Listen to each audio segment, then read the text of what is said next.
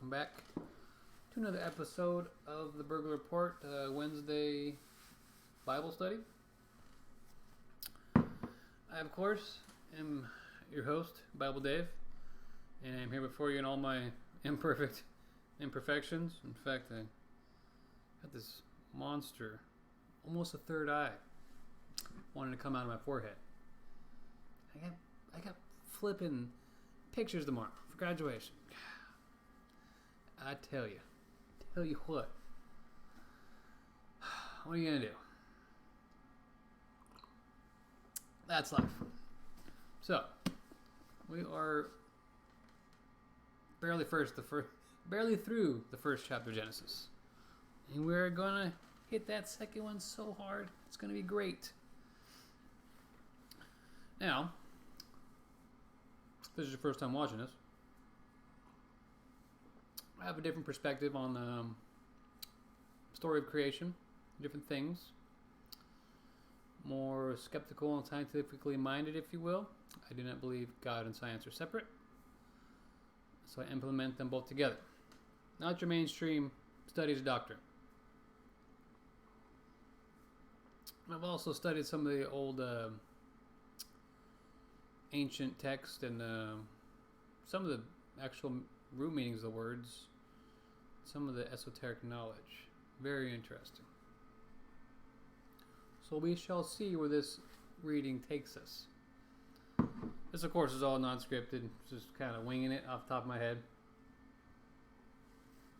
That's how I make my videos. Just raw, uncut. It's probably often terrible. Alright, so Genesis chapter 2. The first chapter we went through, God created the earth and animals and man in 7 days. Pretty epic. Yeah, okay. Chapter 2. So the creation of the heavens and the earth and everything in them was completed. On the seventh day, God had finished his work of creation, so he rested. From all of his work... so he rested from all of his work. There was a comma there. And God blessed the seventh day and declared it holy, because there was a day when he rested from all his work of creation. This is the account of the creation of the heavens and the earth.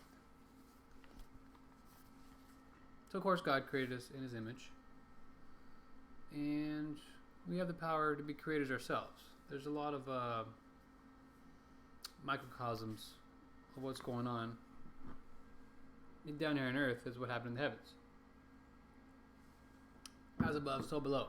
But we are not God, as some of the New Age teachings might tell you, that we are gods ourselves. We are part of God, but not God. You know what I'm saying? How your own thoughts will be part of you, but the thoughts definitely aren't you, because you're like the creator. You know, there's ancient Hermetic teachings of the All-Mind, and we are part of the All-Mind, but we are not the All-Mind. Kind of a New Agey point of view. Actually, no, those teachings predate Christianity, as they're from ancient Greek and Egyptian philosophies. But still very much why I hold the scriptures to be the truth. Still very similar. When I see the ancient cultures having similar stories, I'm going to say that there's truth there. I'm not going to just throw it out, oh, where's the proof at, blah, blah, blah, some people get. If you don't have that connection, you probably should do some meditation and find it. Or do something to dissolve the ego, because your ego is blocking that connection with God. You're very much into this planet, or into your being, yourself, and you got to get past that. So find a way. It gets interesting. Alright, so the man and woman in Eden. What verse? Verse 5.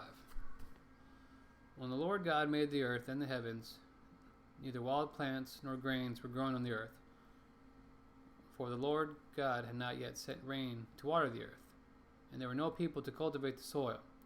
Instead, springs came up from the ground and watered all the land. Then the Lord God formed the man from the dust of the ground. He breathed the breath of life into the man's nostrils, and the man became a living person.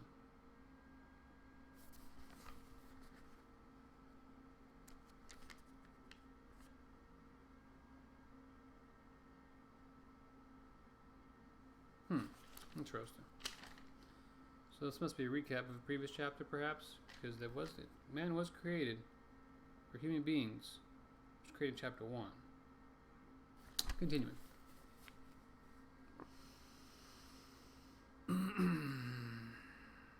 Oh, and also, yeah, God or man's created from dust. There's your theory of evolution in a sense, perhaps. Then the Lord God planted a garden in Eden in the east, and he placed the man he had made. And there he placed the man he had made. I can't read right now. The Lord God made all sorts of trees grow up from the ground, trees that were beautiful and that produced delicious fruit. In the middle of the garden, he placed the tree of life and the tree of knowledge of good and evil. A river flowed from the land of Eden, watering the garden, and then dividing it into 4 branches. The first branch, called the Pishon, flowed around the entire land of Havilah, where gold is found. The gold of the land is exceptionally pure, aromatic. Resin and onyx stone were also found there. Okay, so I'm terrible with pronunciations. The second branch, called the Gihon, flowed around the entire land of Cush. The third branch, called the Tigris, flowed east of the land of Ashur. The fourth branch is called the Euphrates. Those 2 I'm familiar with. Mesopotamia, modern day Iraq, perhaps. The Lord God placed the man in the Garden of Eden to tend and watch over it. But the Lord God warned him, "You may freely eat the fruit of every tree in the garden, except for the tree of knowledge of good and evil. If you eat its fruit, you are sure to die." Then the Lord God said, "It is not good for man to be alone. I will make a helper who is just right for him." So the Lord God formed from the ground all the wild animals and all the birds of the sky. He brought them to the man to see what he would call them, and the man chose a name for each one. He gave names to all the livestock, all the birds of the sky, and all the wild animals, but still there was no helper just right for him. So the Lord God caused the man to fall into a deep sleep. While the man slept, God took out one of the man's ribs and closed up the opening. Then the Lord God made a woman from the rib and brought her to the man. "At last," the man exclaimed, "this one is bone of my bone and flesh of my flesh. She will be called woman, because she was taken from man." This explains why a man leaves his father and mother and is joined to his wife, and the 2 are united into one. Now the man and his wife were both naked, but they felt no shame.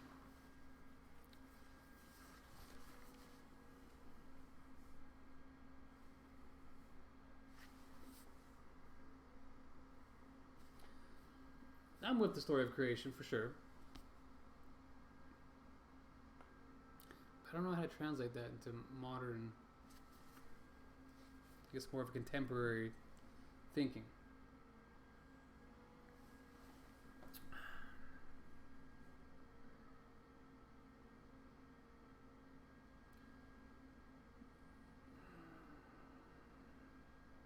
I guess it'd be like a yin yang, a creation of balance. You know, every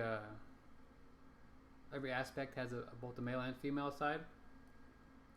We have the ego and the self, overcoming one, the ego being the male dominant side, and the self being the female aspect of it.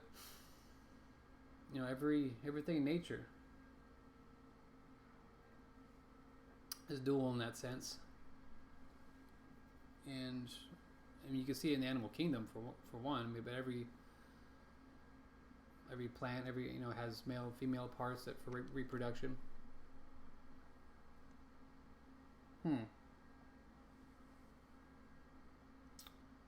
But I guess it's hard to decipher the true significance of that. I mean, you would think evolution, perhaps we would just be maybe asexual, just to have our own offspring kind of thing, or I don't recall the word for that. Just kind of autonomously reproduce. That seems like it'd be easier to have partnerships come together seems like it'd create a lot more problems. Like plants kind of have the going on. They just, well, they do need probably bees or something, maybe some wind to pollinate. I don't know. Very interesting. And woman for man, I mean, that's, I guess, symbolic of the self within the ego coming out, working together, perhaps. Continuing. The man and woman sin. Chapter 3. The serpent was the shrewdest of all the wild animals the Lord God had made. One day he asked the woman, "Did God really say you must not eat from the fruit of any of the trees in the garden?" "Of course we may eat from the fruit in the trees of the garden," the woman replied. "Only the one fruit from the tree in the middle of the garden we are not allowed to eat. God said you must not eat it or even touch it. If you do, you will die." I forgot about that part with the tree. I mean, not in the story, but as far as commenting on my reading now. Let's continue. "You won't die," the serpent replied to the woman. "God knows that your eyes will be opened as soon as you eat it, and you will be like God, knowing both good and evil." See, that kind of speaks to some of the New Age nonsense that gets somewhat satanic in a sense, where it pulls you away from God, has you convinced that you have His capability, or I'd say it's more of a false idol thing, to where you're so caught up in your self-worshipping kind of thing that it has its dangers. I mean, there's powers that we have within ourselves that are untapped, that if you follow different yogis, I suppose, or Buddhists, they get pretty deep into some of the things that the human body can do. I mean, you can look on YouTube. There's amazing feats humans can do through powers of meditation and things. I mean, people can stop themselves from bleeding, stop nails from puncturing their skin. Just amazing feats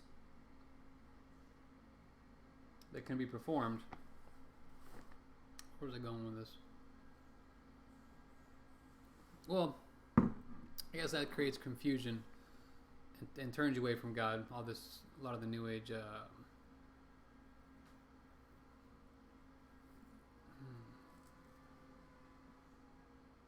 information. I'm getting distracted here. The woman was convinced.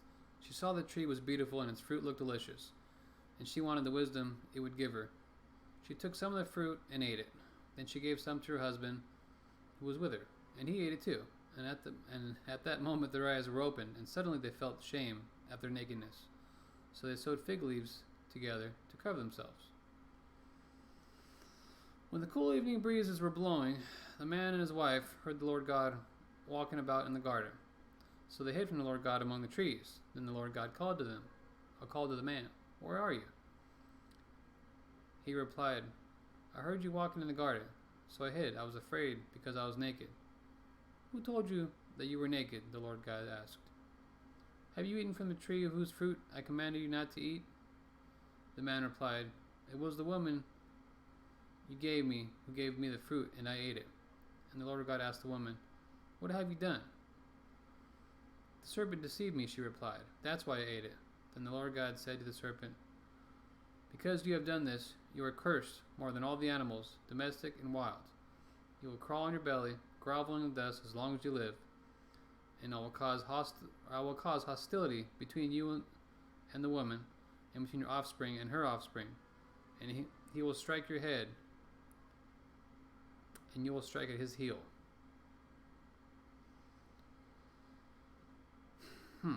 Okay. So, there's a lot there. There's a lot that speaks to in ancient cultures. Every ancient culture had a serpent. They had dragons. The Chinese dragons, European dragons. You had the flying serpent, the Quetzalcoatl, ancient Aztec, Mayan worship. There was always some kind of serpent in ancient lore. You had the ancient brotherhood of the serpent. that predates Christianity, Catholicism. It always struck me as odd as to why. I mean, there was definitely some kind of ancient being. You know, the Bible, Book of Enoch talks of the Nephilim, the fallen ones that came down to teach man. You know, Prometheus type scenario. That maybe this planet was seeded, or some form of star child. You know, from ancient or some alien civilization kind of thing. But it all comes down to some reptilian species doing the temptation. I mean, you want to get into the modern day conspiracies. You know, the Queen, all these people are these reptiles and they're controlling the world, and I'm skeptical. You never know. I'm just throwing those out there. There's a connection. Because one of the main stories of the Bible and the New Testament is the battle of good and evil. It's a spiritual warfare that continues throughout the cosmos for eons. There's always some kind of balance. Justice seems to prevail. The universe leans towards justice and good. But what am I doing? Oh, there it is. There's an eternal battle for sure, and there are beings out there that you don't want to mess with. I mean, the Bible even talks about the fallen angels, or the angels themselves, being greater than man. Even though man was created in God's image, we have our free will, we have this power to create. I mean, you see us, we're terraforming our own planet, for better or for worse. No other species does that. I mean, maybe like a bunch of ants that put leaves together can create some cool stuff. And I guess animals do make their own, like, beds and nests and stuff, but there's nothing else on the planet that does what we can do. So we were definitely created by a higher being. I believe other beings lesser than God probably got jealous, trying to throw in a monkey wrench here, and clearly, according to the story of God in the Garden of Eden, it was effective. Because here we were, this perfectly created being, supposed to live forever. Now we gave in to, or I guess Eve was tricked. Adam wasn't. He just kind of gave in to the woman's ways. How does that not tell you that's still going on? Adam was thinking with the wrong brain, perhaps. But, and then we have a fallen man. It's a. I heard actually, not to get too far off track. I did hear a study one time about why death is so hard to understand, and it's because, I mean, you would think maybe a Western society we make everything all fluffy and soft and nice, but from that Bible study, death is so hard to understand because we were created as eternal beings and we have eternal souls. So when we lose this physical body, it just doesn't sit right in our minds or our spirit. Perhaps it just doesn't resonate. It's not supposed to happen. In I guess because of this original sin, something happened. I don't know.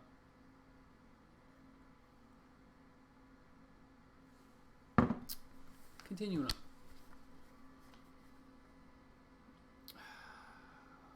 Oh yeah, so God throws the serpent down,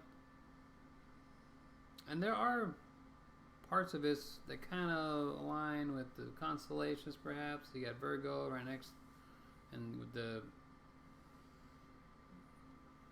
there's actually 13 signs of the zodiac, not 12. The 13th being Ophiuchus, the snake handler, which is right next to Virgo. So some of the stuff kind of might get a little constellation-y, or kind of get into the astrotheology, which ancient Christianity to some degree. And I find that, just, interesting stuff to take in.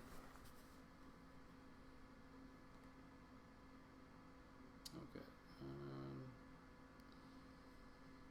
Then he said to the woman, I will sharpen the pain of your pregnancy, and in the pain you will give birth, and you will desire to control your husband, but he will rule over you.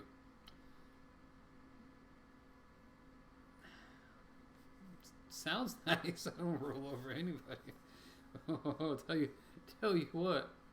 It might be the leader of the household, but I don't or where I technically maybe kind of rule, but since you listen to your wife and you ate from the tree whose fruit I command you not to eat, the ground is cursed because of you. All your life you will struggle to scratch a living from it, and it will grow thorns and thistles for you, though you will eat of its grains. By the sweat of your brow you will have food to eat, until you return to the ground from where you came. For you were made from dust, and dust you will return. Yeah, I mean, I do enjoy working. It's not so bad. Not saying that, yeah. More work's happy hands, you know what I'm saying? Idle hands is the devil's playground, so it's good to stay busy. So paradise lost, God's judgment. Then the man, Adam, named his wife Eve, because he would be the mother of all, or because she will be the mother of all who live. Still can't read today. And the Lord God made clothing from the animal skins for Adam and his wife. Then the Lord God said, Look, the human beings have become like us, knowing both good and evil. What if they reach out and take the fruit of the tree of life and eat it? Then they will live forever. So the God banished them from the Garden of Eden and sent Adam out to cultivate the ground from which he had been made. After sending them out, the Lord God stationed mighty cherubim to the east of the Garden of Eden and placed a flaming sword that flashed back and forth to guard the way to the tree of life. Very fascinating imagery on that. No idea what it could be. But there's so much to the planet we still don't know. I have some theories, perhaps, that all this, because it talks about, the Tigris and Euphrates. Garden of Eden could be in the Middle East. Could be why we're always at war in the Middle East. There might be some ancient secrets that we are not privy to, that are being hidden, controlled. Who knows? Very fascinating. I would freaking love to know. Parts of me would love to go exploring and get into archaeology and look at all the ancient artifacts, or just to have some more information, because what we're told is not what we are. We are a species that's, according to some modern scientific discoveries, is over 200,000 years old. Our version of Homo sapien, with this frontal cortex and the ability to critically think, has been around for 200,000 years, and yet we only have maybe 12,000 years of history. Strikes me as a little odd. Have we been asleep for 188,000 years, or we've just been lied to? Because, as I said before, I believe Revelations is both history and future. I believe there's a series of cataclysms on this earth that happen periodically.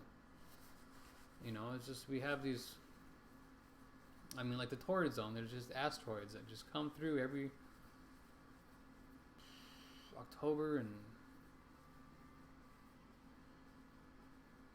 April, I don't know. And they barely miss the Earth almost every year. They have comets that come in. There's so many celestial bodies that just pass our way and barely miss us. So, and there's stuff that's probably in orbit, or orbit's so big we don't even see them, because it comes around every 20,000 years, and we got something headed our way. Who knows? We have solar events that could happen that could set our whole planet sideways with a massive solar flare and flip our poles, and that would probably tear up all the volcanoes and oceans, and everything would go crazy. So there's stuff that can happen that speaks to Revelations. And to my point, I believe we are not told the truth of what we are, which is also why I lean towards the scriptures as the truth. Because I'm skeptical. Because I get to see proof of all this science. Very convincing. Makes a lot of sense. But there's missing pieces that have yet to be filled in. But 2 more chapters today. That concludes our Wednesday Bible study. I will be back Sunday. And like and subscribe. Check out my merch.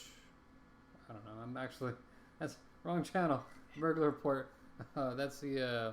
when you see the guy with the mask? Buy his merch. He's hilarious.